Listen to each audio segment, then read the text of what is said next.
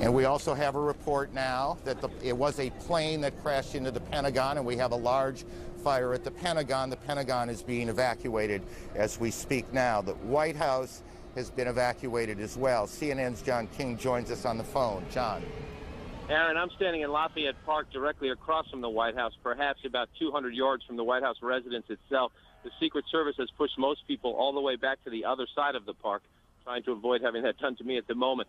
Just moments ago, they started slowly evacuating the White House about 30 minutes ago, and then in the last 5 minutes, people have come running out of the White House and the old executive office building, which is the office building right directly across from the White House. About 10 minutes ago, there was a white jet circling overhead.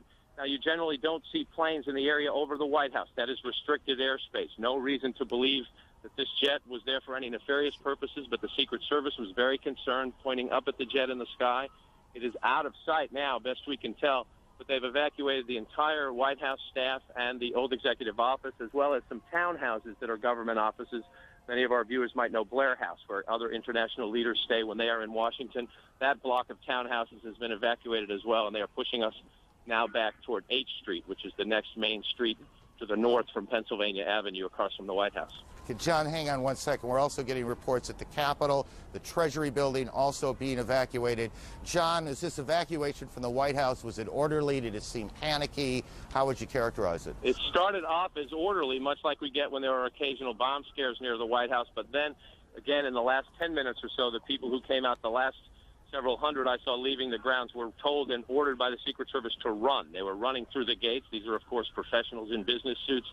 I'm also told that prior to that, and we don't know the current situation, that the Vice President and other administration officials on the scene were meeting in the White House Situation Room, which is in the basement of the White House. Whether they have stayed on the complex or not is unknown to us at this moment. I spoke to an administration official shortly after the President delivered his statement, who said, obviously, the operating assumption here is terrorism. The initial assumption, this official said, was that this had something to do, or at least they were looking into any possible connections with Osama bin Laden. The administration recently released a warning that they thought Osama bin Laden might strike out against U.S. targets. Just to add, John, a bit to what you've been saying, we're getting a report from Associated Press now that the White House was evacuated after the Secret Service received what AP is describing as a credible, a credible threat of a terrorist attack against the White House itself. And I expect you'll be checking that out. We'll try and confirm that, but that's what AP is reporting right now. Again,